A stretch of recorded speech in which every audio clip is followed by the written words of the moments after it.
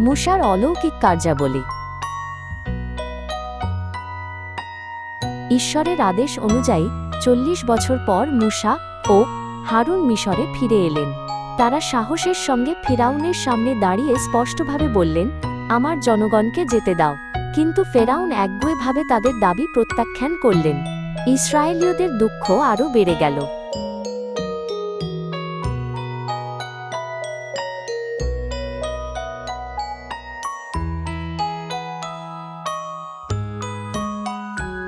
ঈশ্বর একের পর এক 10টি মহামারী মিশরের ওপর পাঠালেন। নীল নদীর জল রক্তে পরিণত হল, ব্যাঙ, উকুন ও মাছির ঝাঁক দেশ ভরিয়ে দিল। গবাদি পশু মারা গেল, যন্ত্রণাদায়ক ফোঁড়া দেখা দিল, আর শিলাবৃষ্টি ও পঙ্গপাল শস্যক্ষেত ধ্বংস করল। শেষে গভীর অন্ধকারের পর সবচেয়ে ভয়াবহ মহামারী এলো, আর প্রতিটি প্রথম সন্তান মারা গেল।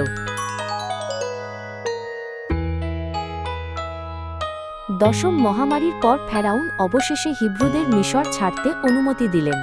দিনে মেঘের স্তম্ভ তাদের সামনে চলত, পথ দেখাত এবং প্রখর রোদ থেকে আড়াল করত। রাতে আগুনের স্তম্ভ অন্ধকার মরুভূমিতে পথ আলোকিত করত।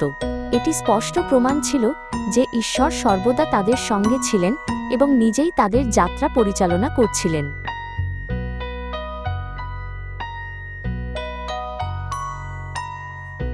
কিছু সময় পর ফেরাউন হিব্রুদের যেতে দেওয়ার জন্য গভীরভাবে অনুতপ্ত হলেন।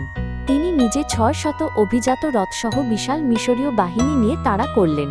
মরুভূমি জুড়ে রথের গর্জন ও ঘোড়ার খুরের শব্দ ক্রমশ কাছে আসতে লাগল।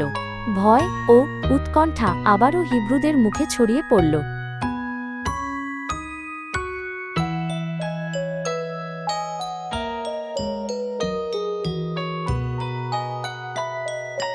সামনে ছিল অন্তহীন লাল সাগর, আর পেছনে মিশরীয় বাহিনী পথ সম্পূর্ণ রুদ্ধ করে ফেলেছিল।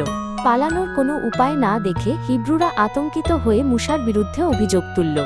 ভয়ে কাঁপতে কাঁপতে তারা চিৎকার করে বলল, কেন আমাদের মরতে মরুভূমিতে আনা হলো? সেই মুহূর্তে যখন আশা ভেঙে পড়ছে বলে মনে হলো, পুরো সম্প্রদায় সন্দেহ ও হতাশায় কেঁপে উঠল।